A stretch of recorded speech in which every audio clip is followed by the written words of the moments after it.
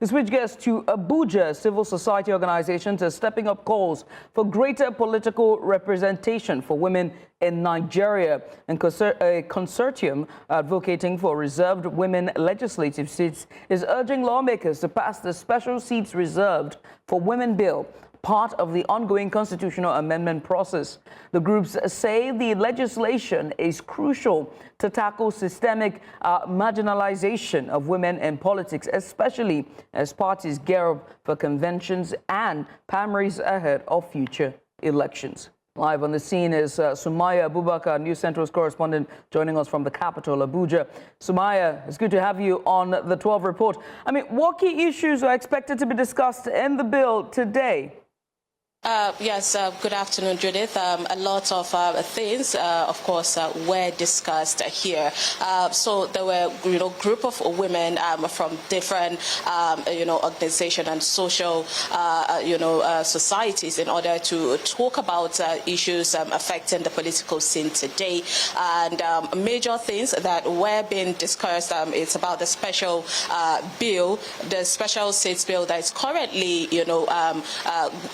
in the legislative, and it's taken a bit of time to be passed. And also they complained about the APC National Convention list, which was submitted, and they said out of over 70 seats, about 70 people rather, we have only about 3 women in that. And they also pointed out about the Electoral Act Amendment bill that was also passed. But then we have someone from a representative of these members of the consortium here with us, Ebere Ifendu, that will be walking us through their major concern about this. Thank you so much, Ms. Ebere. Thank you very much. All right, so walk us through about these 3 particular concerns that you have, really quickly, but then in a bit of details of what's going on and what's your concerns. Thank you very much. We started with the special seats bill. It's been before the National Assembly. We've had a joint committee session, to adopt the bill. We moved from asking for 37 new seats for women, the Senate, House of Representatives, and at the state level.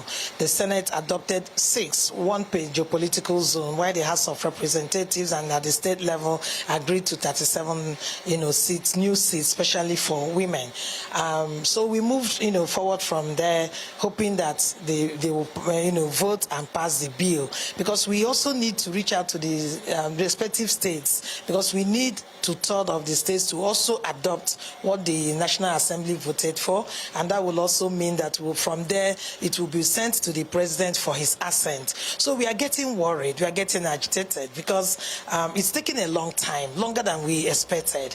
We are hoping that these new seats will be created so that women will benefit come 2027. This is 2026. We are already in February.